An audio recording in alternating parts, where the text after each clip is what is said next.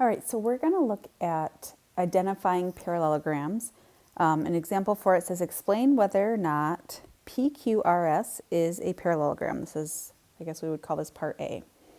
So let's take a look at PQRS. It's definitely a quadrilateral. It has four sides, but does it have the right specific information for us to call it a parallelogram? And then how would we back that up? What would be our reason? So a couple things to notice. We have QP congruent to RS. So we know that QP is congruent to RS. So we have one pair of opposite sides congruent.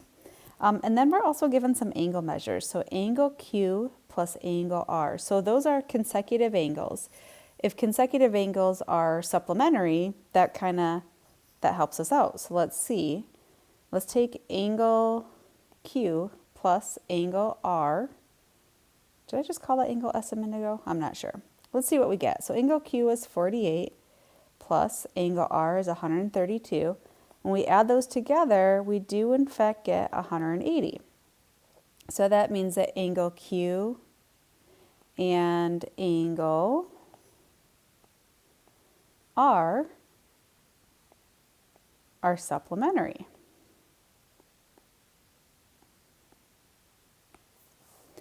All right, well,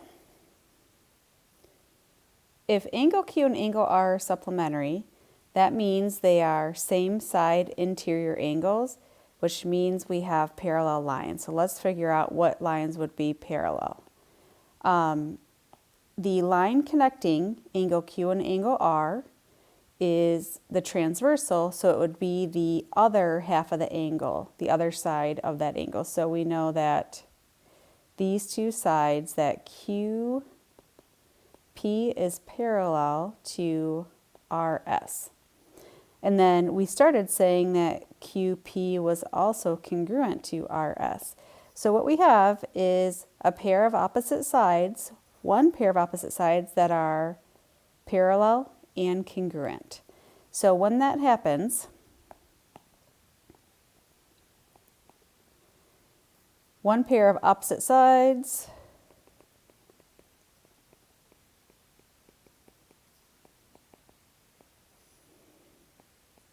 are congruent and parallel. Therefore, PQRS is a parallelogram.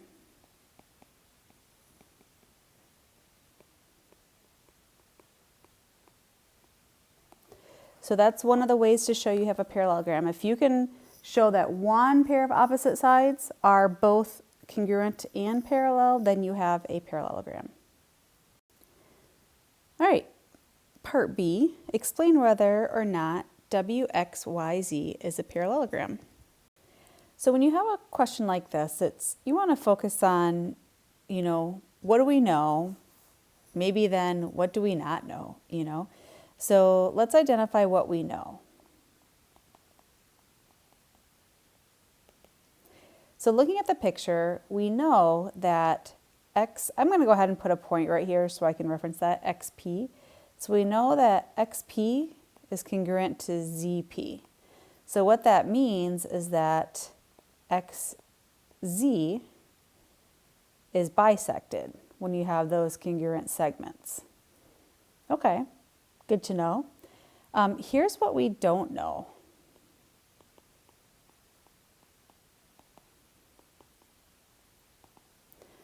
We don't know if the other diagonal, WY, is also bisected. So when you're looking at diagonals of a quadrilateral, if both diagonals have been bisected, which means they are bisecting each other, then you have a parallelogram. But because we don't know that to be true about the other diagonal, we basically don't have enough information. So here's how we will write that out. Both diagonals must bisect each other.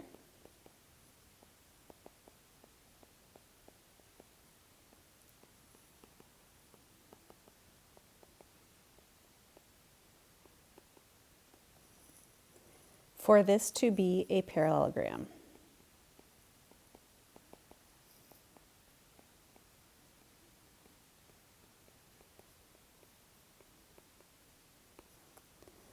So is it a parallelogram? Honestly, we just don't have enough information. It's possible, like if WY is bisected, great, but we just have not been told that it is. So right now we just do not have enough information.